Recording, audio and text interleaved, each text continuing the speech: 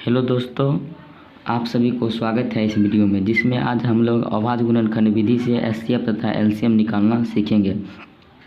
पिछले वीडियो में मैं आपको एलसीएम, एचसीएफ, यूक्लिड विभाजन एल्गोरिथम, अंकगणित की आधारभूत प्रमेय के बारे में बताया था।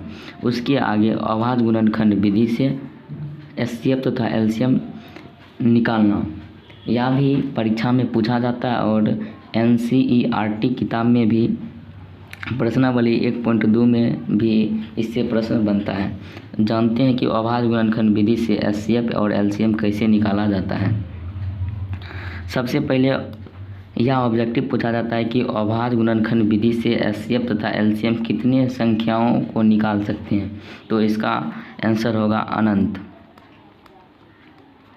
अनंत संख्याओं का अभाज्य गुणनखंड विधि से एचसीएफ तथा एलसीएम निकाल सकते हैं। अभाज्य गुणनखंड विधि से कैसे निकालेंगे? जो दी गई संख्या होगा उसका सर्वप्रथम अभाज्य गुणनखंड करेंगे। दिए गए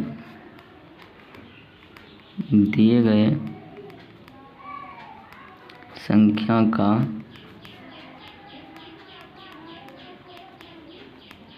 सर्वप्रथम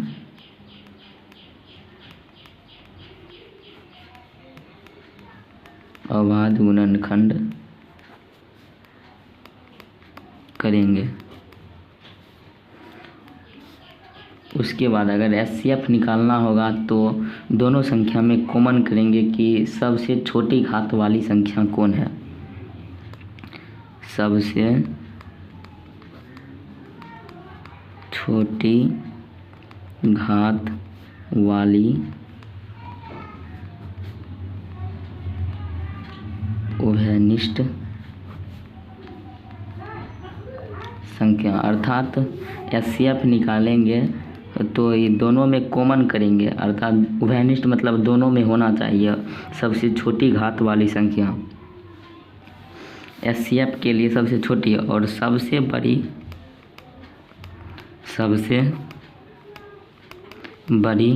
घात वाली उभयनिष्ठ संख्या एलसीएम निकाला जाता है। जैसे एग्जाम्पल में 20 तथा 35 का एलसीएम निकालते हैं। तो सर्वप्रथम हम बताए थे कि जो दी गई संख्या रहेगा उसका अभाज्य गुणनखंड करेंगे। तो 20 का अभाज्य गुणनखंड करेंगे 2 से 10, फिर 2 से 5। उसी प्रकार 35 का भी अभाज्य गुणनखंड करेंगे 5 से 7। तो 20 को इस प्रकार लिख सकते हैं, 2 जितना बार आता है उस पर पावर 2, 2 1 2 2 बार है 2 पर पावर 2 गुना 5। उसी प्रकार 35 5 गुना 7। एलसीएम में सबसे बड़ी घात को देखते हैं। अगर यहाँ पर कुछ नहीं है तो 2 पर पावर 0 और यहाँ पर 7 नहीं है तो 7 पर पावर 0 दे सकते हैं, क्योंकि उभयनिष्ठ करना है। जिस पर पावर 0 रहता है उसका मान 1 होता है। यहाँ कुछ नहीं है तो 7 पर पावर 0 दे सकते हैं। एलसीएम निकालने के लिए आपको बताए थे कि दोनों उभयनिष्ठ संख्या में सबसे बड़ी घात जिसका रहता है वही एलसीएम होता है। जैसे 20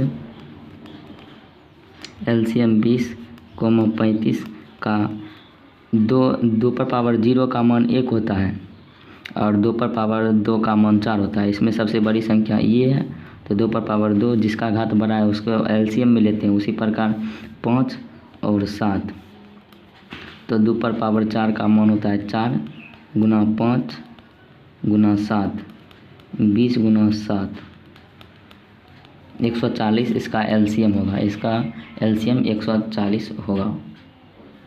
अब एग्जाम्पल नंबर 2 देखते हैं, 20 तथा 40 का एचसीएफ।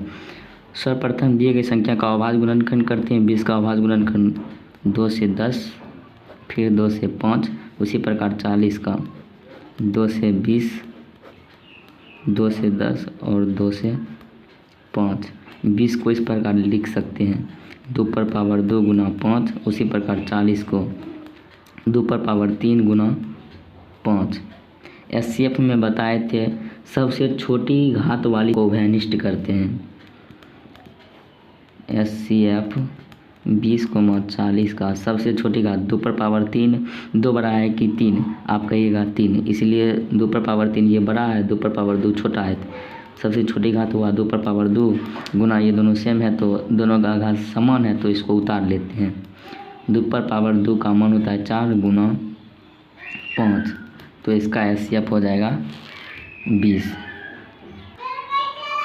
उसके बाद जानते हैं कि एचसीएफ और एलसीएम में क्या संबंध है। एचसीएफ जैसे एचसीएफ A, B, इसका संबंध है एचसीएफ जैसे एक कोई चर पद है और B भी कोई चर पद है, उसी HCF Guna LCM A, B बराबर A गुना B, यही होता है एचसीएफ तथा एलसीएम में संबंध। आप इसे याद कर लेंगे। जो भी एचसीएफ दिया रहेगा और एलसीएम दिया रहेगा उस दोनों संख्या का गुणनफल होगा। यह सूत्र सही है या गलत है, इसे प्रूव करने के लिए 10 तथा 20 का एलसीएम निकालते हैं। आपको बताए थे कि जो दी गई संख्या रहता है उसका अभाज्य गुणनखंड करते हैं। पहले 10 का अभाज्य गुणनखंड करेंगे 2 5 बार में, उसी प्रकार 20 का 2 10 बार में, फिर 2 से 5। उसके बाद 10 को ऐसे लिखते हैं 2 गुना 5, उसी प्रकार 20 को लिखते हैं, एक जितना बार 2 रहता है उस पर पावर देते हैं 2 पर पावर 2 गुना 5। और एचसीएफ में बताए थे कि सबसे छोटी घात चुनते हैं, तो इसका एचसीएफ सबसे छोटी घात 2 पर पावर 2 और कुछ नहीं रहता है तो 1, तो ये सबसे छोटी है 2 गुना, यहाँ पर जो दोनों बराबर रहता है उसमें से कोई एक उठा लेते हैं 5, इसका एचसीएफ हो गया 10। उसी प्रकार एलसीएम में भी बताए थे कि सबसे पहले अभाज्य गुणनखंड करते हैं। अभाज्य गुणनखंड 10 का हुआ 2 गुना 5 और 20 का हुआ 2 पर पावर 2 गुना 5। और एलसीएम में बताए थे कि सबसे बड़ी घात को चुनते हैं। सबसे बड़ी घात 2 पर पावर 2 है, सबसे बड़ी घात 2 पर पावर 2 है और दोनों समान है तो एक उठा लेते हैं, तो 2 पर पावर 2 अर्थात 4 गुना 5 तो 20 आया। एचसीएफ 10 और एलसीएम 20 आया। तो इस सूत्र को सत्यापित करते हैं कि ये सूत्र सही है नहीं। एचसीएफ 10 है, एचसीएफ 10 20 गुना एलसीएम 10 20 बराबर 10 गुना 20। तो एचसीएफ 10 और 20 का एचसीएफ 10 आया तो 10 देंगे, गुना एलसीएम 10 और 20 का एलसीएम 20 आया तो 20 देंगे, उसके बाद 10 गुना 20 तो 200 हुआ और इधर भी 200। बामा पक्ष और दायां पक्ष LHS और RHS बराबर है, इसलिए यह सूत्र सत्यापित हुआ। Thank you for watching the video.